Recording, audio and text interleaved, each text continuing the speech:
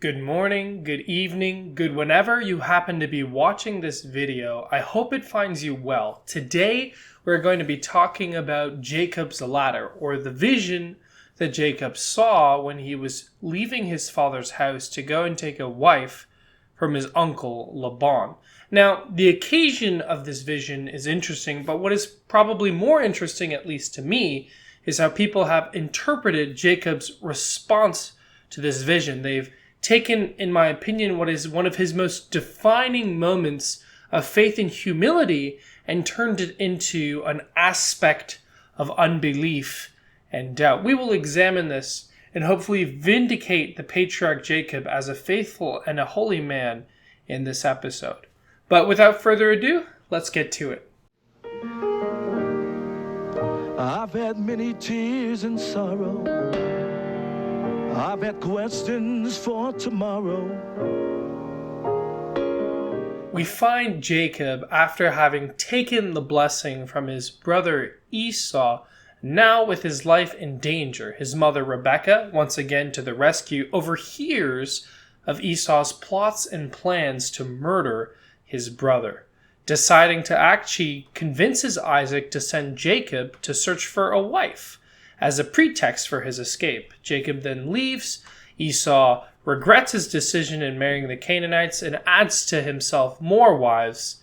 And Jacob has a vision along the way, cementing his place and his position as the promised child, and then moving on to his uncle Laban. And that's where our chapter really ends. It's a rather short chapter.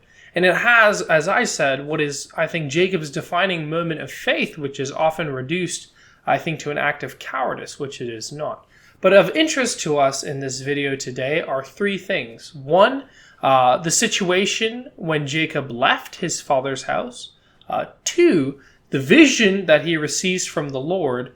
And three, the vow he makes in response to this vision. These really continue the narrative of Jacob's life in the most positive and forceful way. But without further ado, let's get into the overarching situation. We realize that when Jacob leaves, he seems to be penniless. When he reaches his uncle Laban, he seems to be without anything, any possessions, nothing for which to barter the hand of the woman he loves. Now, this is interesting because this is in sharp contrast to Isaac's own episode of selecting a wife. We recall that Abraham sent his servant to select a wife for Isaac and furnished the servant with great amounts of gold and treasure and jewels and camels to go and to trade for this wife for his son. So it is kind of odd to send your son on a quest to find a wife, thereby, requiring a dowry, but then to give him nothing to pay for that relationship to take place. So Isaac is a little odd in this chapter, but we're not really told his interior motives and why he sends Jacob away, even after blessing him. It seems that there's still something amiss in their relationship, as if there's a familial rift. I think this is exemplified the most in Rebekah's attitude. So Rebekah notes that Jacob's life is in danger from Esau, and this is her motive for proposing that Jacob leaves. But when she communicates this to Isaac, she doesn't say Esau is planning to kill your son, Jacob. She uses a different reason. And this tells us, I think, that whatever the rift was between Isaac and Jacob, one that was there from birth, it hasn't healed, it hasn't gotten better, and it seems to have remained the same. So though Isaac blesses Jacob and sends him out, it doesn't really seem as if Isaac's heart goes with him. Now, you can try and take a positive spin on this. Calvin tries. He writes, "He therefore supplies him with no wealth and with no delicacies which might ensnare his mind, but purposely sends him away poor and empty, that he might be the more ready to return." In other words, Isaac doesn't want Jacob to fall in love with foreign gods and foreign cultures and things like this, and so he sends him penniless so that he's left with no choice but to come back home. This to me, I think, though, is opposite reasoning. If you send him penniless, he's more likely to be absorbed into the other cultures than to absorb them into his own. So that doesn't make sense to me. Some have said, and Calvin also points this out, that perhaps it was so that Esau wouldn't pursue him to kill him and would have compassion on him, seeing that he was sent away penniless. However, the narrative tells us that Esau perceives that Jacob leads positively. Jacob's departure is not one of sadness, but one of approval, even though he's penniless. And that's why he goes and takes wives for himself. So I don't think we really know why Isaac sends out Jacob in this way, why the situation is like this. There are some hints that the relationship between the two seems damaged for, reasons maybe that one could figure out, but they definitely predate what happens in the previous chapter. There was always this rift there, and we just can't explain it. So with that, we move on. So Jacob, having left his father's house, then settles in this place called Bethel, which isn't named Bethel yet, but he's going to name it Bethel. And he lies down there. He takes a rock to sleep on or to put near him, however you want to translate it. I'm going to go with pillow. He puts this rock as a pillow, and then while sleeping on this pillow, he has a dream. Let's read the passage for us today. He had a dream, and behold, a ladder was set on the earth with its top reaching to heaven, and behold, the angels of God were ascending and descending on it. And behold, the Lord stood above it and said, I am the Lord, the God of your father Abraham, and the God of Isaac. The land in which you lie, I will give it to you and to your descendants. Your descendants will also be like the dust of the earth, and you will spread out to the west and to the east and to the north and to the south, and in you and in your descendants shall all the families of the earth be blessed. Behold, I am with you, and will keep you wherever you go, and will bring you back to this land, for I will not leave you until I have done what I have promised you. Then Jacob awoke from his sleep and said, Surely the Lord is in this place, and I did not know it. He was afraid and said, How awesome is this place! This is none other than the house of God, and this is the gate of heaven. Now, when it comes to this particular dream, I'm going to have to confess that I'm not 100% on my own understanding of it. I find it a very difficult passage to grasp the meaning of the dream, but I will endeavor to say what I believe based on the surrounding context. And to me, when the Lord appears to Jacob in this dream and we see the angels ascending and descending, it's the Lord sending down his angels to protect Jacob and ascending with his prayers and his cries and his pleas for help. It is really the presence of God going with Jacob through the Lord's angels wherever he goes. In other words, the dream, the visionary part of it, and then the promise that God gives to Jacob are one and the same. God's promise is a repeat of what was given to Abraham and Isaac. Land, descendants, and you, all the families of the earth will be blessed. But there's an additional part that doesn't appear anywhere else previously, which is this idea that God will keep him and preserve him and protect him. So I think that's what these angels are representing. God's protection, God's guidance, going with Jacob wherever he is in an intimate way that no other patriarch has had before. This particular line becomes the blessing for the people of Israel as a whole. The Lord bless you, and the Lord keep you, and his face shine upon you. And so I think we see in Jacob the blessing of all the people of God fulfilled, namely that the presence of God, his protection, and his angels will go with us wherever we are. This dream I take as a confirmation, as Jacob's place, as a picture of the church itself.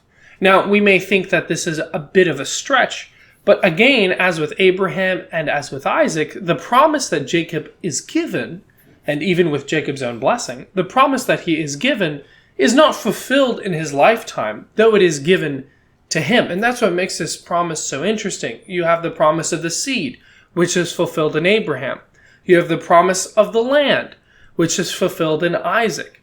And now you have the promise of all the families of the earth, which is going to be fulfilled in Jacob, who represents the Jewish nation and also the church as a whole. But then additional to that is this promise that God will remain with him until all that he has said about him will be fulfilled. Well, Jacob dies before the promise is fulfilled, and that promise that all the nations of the earth will be blessed does not find its fulfillment until the person of Jesus Christ. And Jesus promises us that God will be with us always until the end of the age. And so really we see Jacob's promise as a precursor to the words of Christ, that the Lord will be with his church forever, that he will keep us and he will protect us wherever we go. Now then, after having looked at this promise God gives to Jacob, let's briefly touch on Jacob's response. Jacob's response to God is, and I quote, "Then Jacob made a vow, saying, 'If God will be with me and will keep me on this journey that I take, and will give me food to eat and garments to wear, and I return to my father's house in safety, then the Lord will be my God. This stone which I have set up as a pillar will be God's house. And of all that you give me, I will surely give a tenth to you.'" Now, it has been remarked, and I think at one time I believed this myself, that Jacob was setting up this stone as a house for God to live in. I don't think that's actually what he's doing, having reflected on it, because when Solomon sets up the temple, he still calls it God's house, even though he doesn't believe that God lives in it.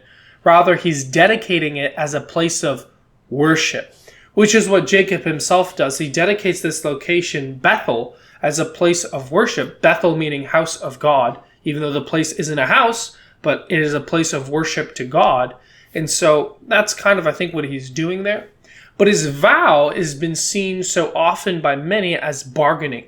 And you hear sermons like, don't be like Jacob. Don't put conditions on God.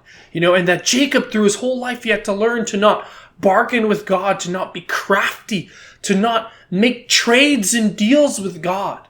But in fact, that's not what Jacob is doing at all. And if you just simply read the passage plainly, you see that's not what's happening at all. Let's paraphrase it. The Lord appears to Jacob and says, "Jacob, I promise you land. I promise you descendants. I promise you blessing.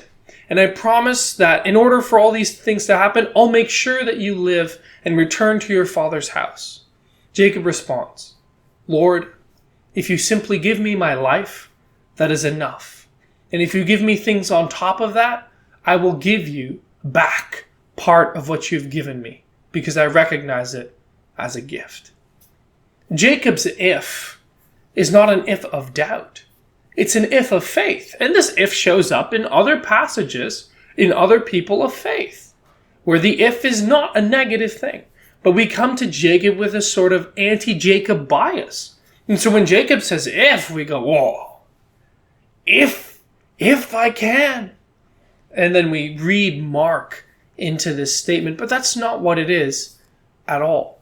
Jacob believes God, and he doesn't bargain with God in that he asks for more than what God asks. Rather, he's content with less than what God promises him. And even of what God promises, he's the first person in the Bible to promise the tithe to God. And so in Jacob, we really have the picture of the church. The enduring gratitude we have to God for his grace is shown by our tithe, our dedicating of 10% to God. So this is Jacob's greatest moment of righteousness, and he sets it as a precedent for all the people of God to follow. And this is what I will touch on in our devotional. I've had many tears and sorrow. I've had questions for tomorrow. Our devotional today is rather short. A lot of people have picked on Jacob when he says, if God will give me clothes to wear and food to eat, as in how could you make a promise, a bargain, a condition on following God? But Jacob, as I mentioned briefly in giving the tithe, is a type of God's church, showing how we should behave towards God. But even more so because in the Sermon on the Mount, the Lord and Savior of the world promises his followers to not worry, do not fear, because God will provide all your needs. Is not life more than food, and the body more than clothes? Jesus teaching that God will provide your food and your clothes. So don't worry about it. He will take care of that and give you more. Jacob anticipates the very teachings of Christ that all we need for contentment are food and clothing, echoed by St. Paul when he says, with food and clothing, we will be content. Jacob is the picture of the true sojourner, the true traveler who's content to simply walk with God so long as he is alive.